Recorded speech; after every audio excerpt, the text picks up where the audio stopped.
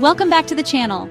Today, we're diving into a topic that affects many but is often not talked about: anal fissures.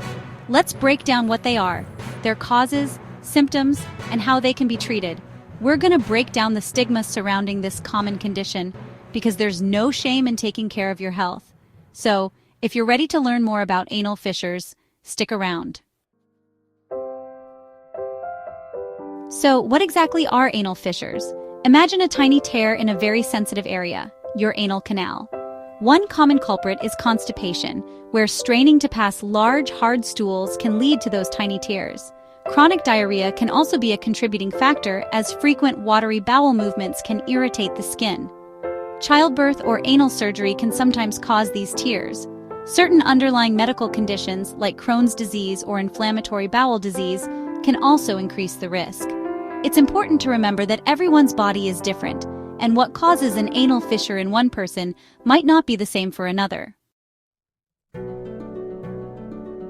Now, let's talk about how to recognize if you might have an anal fissure. The most common symptom is a sharp, intense pain during bowel movements. Another telltale sign is bleeding, with bright red blood on your toilet paper or in the toilet bowl. Some people also experience itching or a burning sensation in the anal area. In some cases, you might actually be able to see the tear itself. It might look like a small cut or a sore. The important thing is to pay attention to your body and any unusual symptoms. So, you're experiencing some discomfort and you suspect you might have an anal fissure. What's the next step? It's time to see a healthcare professional.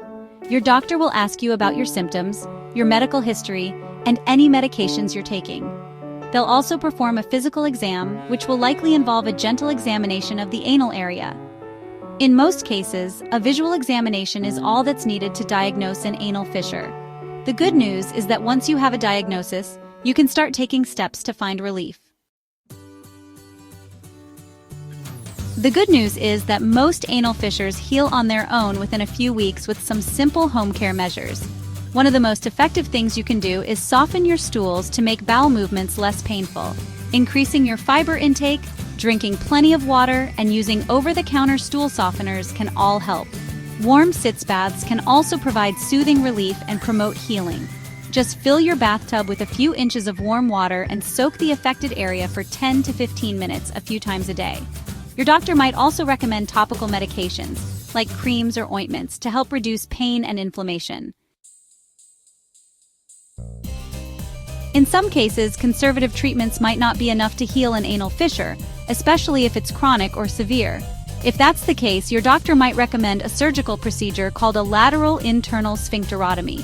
It's a relatively minor procedure that involves making a small cut in the anal sphincter muscle to reduce tension and promote healing. While surgery might sound intimidating, it can be a very effective treatment option for chronic anal fissures. Just like with many health issues, prevention is always better than cure. Make sure you're getting enough fiber in your diet, which adds bulk to your stools, making them easier to pass. Aim for a diet rich in fruits, vegetables, and whole grains, and stay hydrated by drinking plenty of water. Regular exercise helps keep your digestive system running smoothly, reducing your risk of constipation and straining. And lastly, when nature calls, don't hold it in. The longer you wait, the harder your stools become, increasing the risk of anal fissures.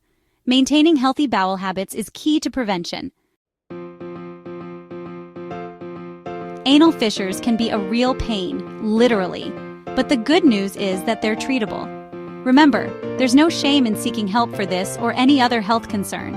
If you experience persistent symptoms, it's important to consult a healthcare provider for proper diagnosis and management. Thanks for watching. And don't forget to like, comment, and subscribe for more health tips and information.